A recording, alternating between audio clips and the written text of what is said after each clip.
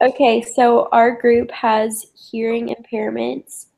Um, and I'm Brooke Avery, and I have the who. I'm Holly Gibson and I have the what? I'm Catherine Gorman and I have the where. And I'm Sarah Mortensen and I have how. So with who, it's just who are the kids with hearing impairments. And I talked about how in the schools, those kids are considered the low incidence disabled students, which means that um, these students are found less often in the general population than other disabilities areas, kind of like Down syndrome, those sort of things. It's more of a rare disability. And these students or children usually have communication skills deficits because of the fact that they have not really heard what speaking sounds like. So. And there are a couple kinds of hearing impairments that exist in school and children. One is deaf, and that is they cannot process linguistic information at all, even with or without hearing aids. And then hard of hearing is they can partially process linguistic information. And a couple of services that students use or are given. One service that students use is speech reading, and that's they watch others. So they may read lips or watch their body language. And it's important for teachers who may have a student in their class to use a projector instead of writing on the whiteboard so that they can be facing the students at all times. Yeah, so with the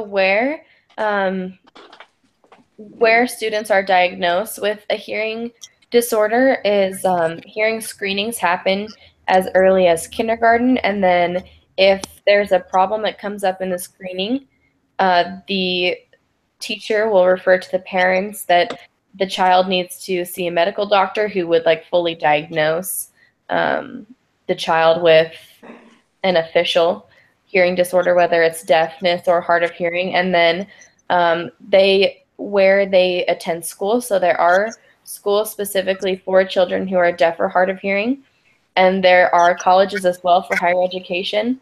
And then thanks to our government and laws today, where they go after college, they are cannot be discriminated against in the job market, and they are just as eligible for any jobs that everybody else is. And how they're educated today has improved a whole lot, especially in the last few generations because of technology. So to hear better, many deaf students use hearing aids. Cochlear implants can be implanted even in infants who are born deaf. And to help students who have hearing impairments, they should be given preferential seating in the classroom so that that maximizes their ability to hear teachers correctly. They should also make sure that lighting is good in the classroom so that any written materials or things with glares, like on a projector, aren't obscuring their ability to read and maximize their ability to comprehend. And to assist with easing in communication with others, which is also part of the difficulties that students experience in schools who are deaf, is there are assistant listening devices that amplify sounds. And there's also ACC devices, which is an augmented, let me get this right, augmented and alternative communication, which is essentially like a pad that has pictures on it. So the younger students who haven't quite learned to speak yet, they can use the picture cues to tell others what their needs are, and that really helps while their language is still developing. There's two methods for teaching hard of hearing and deaf students in classrooms. One is the auditory verbal method. That method involves a focus more on the use of cued speech, which is mouthing and using words as well as hand gestures. It replaces American Sign Language because it helps deaf and hard of hearing people function in the world where not everybody knows sign language, and so they learn to read lips and use their own abilities with speech and with gestures to communicate. And of course, they're encouraged to use their voice more than using signs. The other method, which is typically more common, is the simultaneous communication method. This method is a combination of speaking and American Sign Language at the same time, and that method is more grammatically correct to the English language.